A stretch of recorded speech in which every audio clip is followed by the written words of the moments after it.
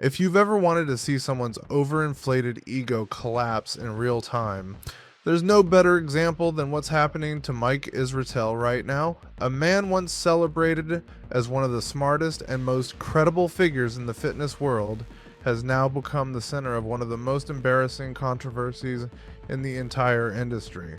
For years, Mike presented himself as a genius, a fitness professor with an IQ off the charts, a self-proclaimed intellectual who claimed to be smarter than almost every other coach alive.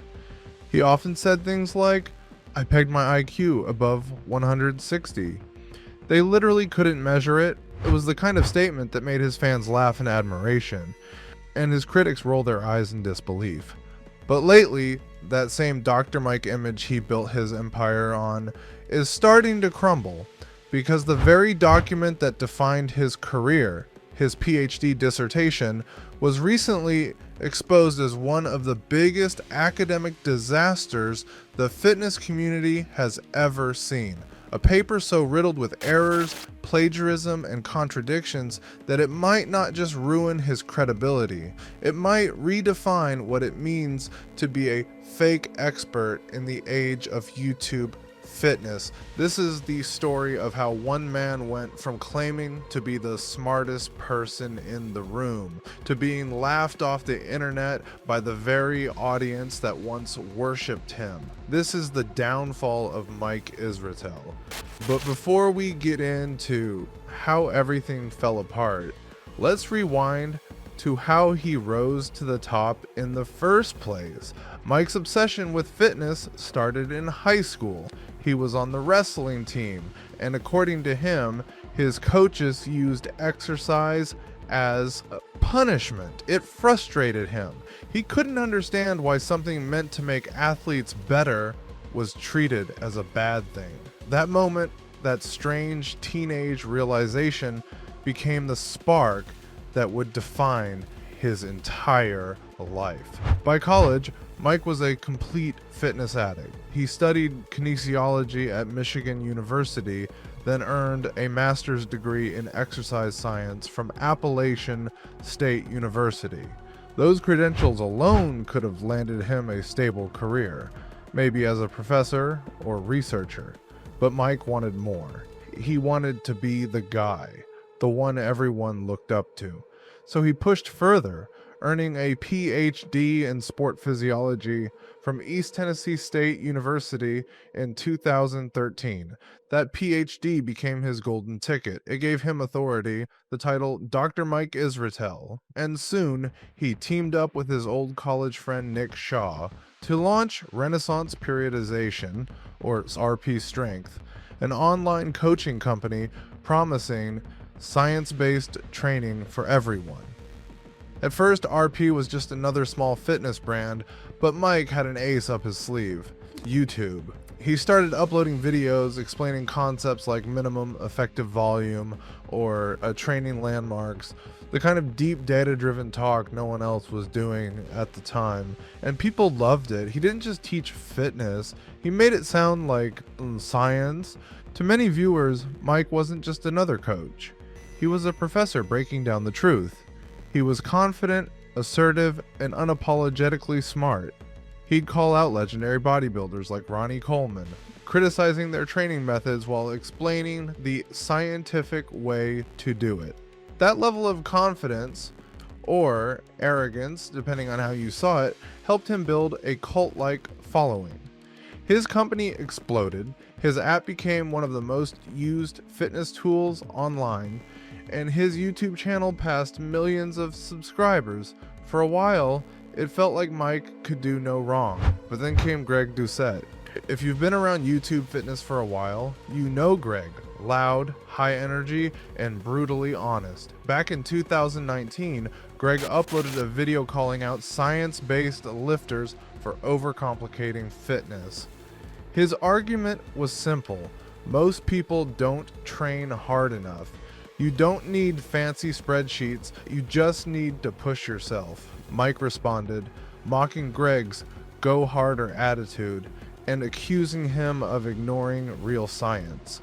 Greg fired back immediately, and what followed was one of the most iconic debates in YouTube fitness history.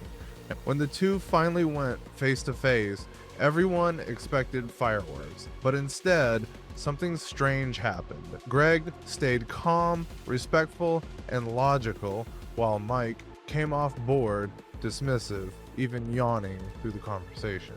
The audience noticed. The top comment summed it up. Greg left his ego at the door. Mike didn't. That moment was a glimpse into the future, a sign that Mike's biggest enemy wasn't Greg Doucette. It was his own ego. Years later, that ego only got bigger. In 2023, Mike announced he was coming back to competitive bodybuilding, hoping to earn his IFBB Pro card. But his return wasn't what fans expected. He started openly talking about his use of performance enhancers, admitting to severe anxiety, rage, and intrusive thoughts while on them.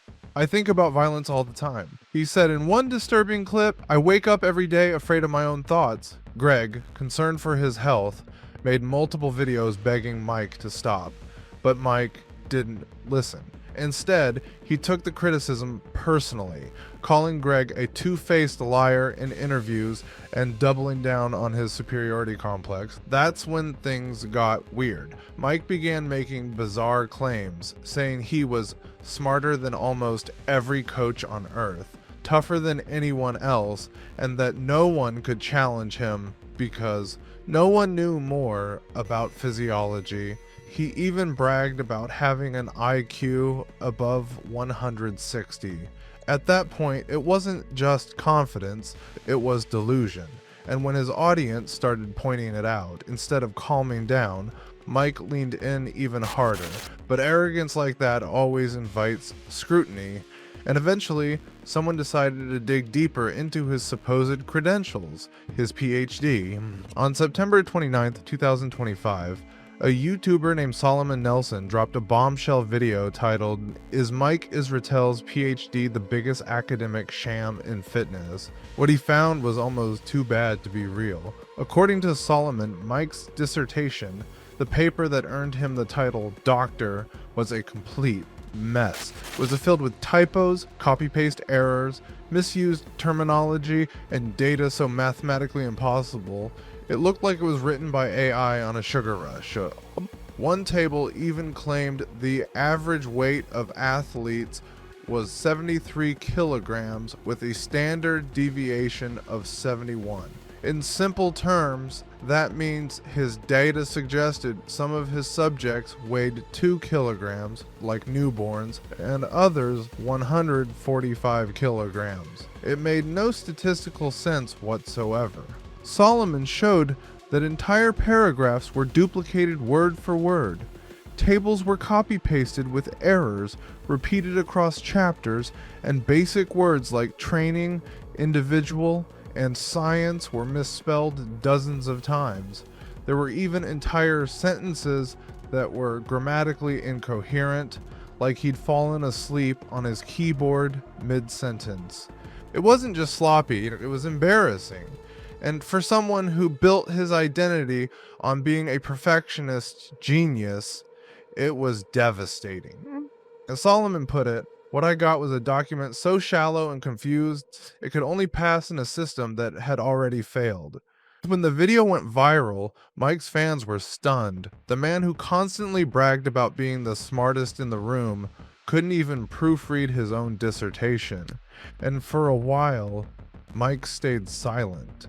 But silence didn't last. A few days later, he restricted access to his thesis in the East Tennessee State University database, essentially hiding it from the public. That was mistake number one, because nothing screams guilt like suddenly hiding the evidence. Then came mistake number two, his excuse. Mike claimed Solomon had reviewed the wrong draft in an earlier version he accidentally uploaded to the university's archive. He even appeared on a friend's YouTube channel, Dr. Milo Wool, to defend himself. In the video, Milo claimed he had the real final draft, one supposedly free of all the errors, and insisted that Mike's name was being dragged unfairly. But there was one big problem. The final version Milo shared was dated before the version Solomon reviewed, meaning Mike's real version was somehow older than the one that was supposedly wrong. Viewers quickly noticed even more red flags. The metadata of the document showed it had been edited in October 2025. The same week Solomon's video came out. Not exactly a good look for someone claiming it was untouched since 2013. To make things worse, the Google Drive file containing this final version wasn't owned by Mike or Milo. It was owned by a digital marketing company, which made people think the document had been fabricated after the fact. By this point, the community wasn't just skeptical, they were furious. One comment summed it up perfectly. No one uploads drafts to official university databases. Stop lying. Mike's response only dug the hole deeper. He later admitted that Solomon did in fact review the correct dissertation, but downplayed the errors as minor clerical mistakes.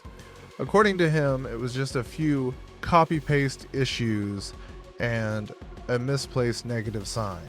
But for many, it was too little, too late. The damage was done.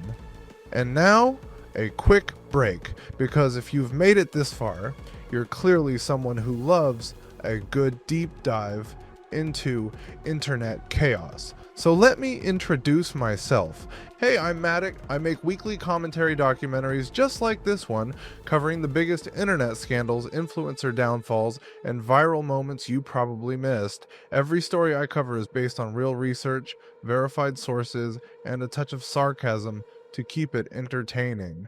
If you enjoy content like this, make sure to subscribe to the channel, hit the like button, and leave a comment below telling me what story you want to see next. Alright, back to Mike. After weeks of silence, hiding, and deflection, his reputation was in free fall. Fitness professionals began questioning his credibility, his fans turned on him, and his name became a punchline. What's worse, even his closest friends were now caught in the backlash, especially Milo, the man who tried to defend him. But surprisingly, Mike's YouTube channel didn't collapse. In fact, his numbers actually went up. Why? Because controversy sells, and for every viewer calling him out, there were just as many who didn't care, or even defended him, calling the drama overblown and irrelevant.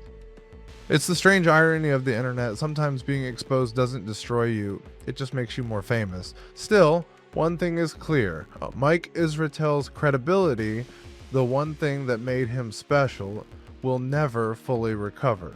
You can rebuild a brand, you can re-upload a video, but you can't rewrite your own history. Once people realize your PhD was a glorified copy-paste job, every claim you make after that becomes just a little harder to believe. All he had to do was tell the truth, admit that his thesis was flawed, that it wasn't perfect, that he made mistakes over a decade ago. But instead, he lied, deflected, and dragged other people down with him. And that might just be the most damaging part of all. Because when your entire persona is built on being smarter than everyone else, it only takes one mistake to remind the world that you're human. Whether this controversy will fade or escalate further is still unknown. But one thing's certain, Mike Israetel's downfall will be studied for years as a reminder of how ego, denial, and arrogance can destroy even the smartest man in the room. Thanks for watching. I'm Matic. If you enjoyed this breakdown, make sure to subscribe, drop a like, and tell me in the comments what story you want me to cover next. And remember, no matter how smart you think you are, honesty will always outlast ego. See you in the next one.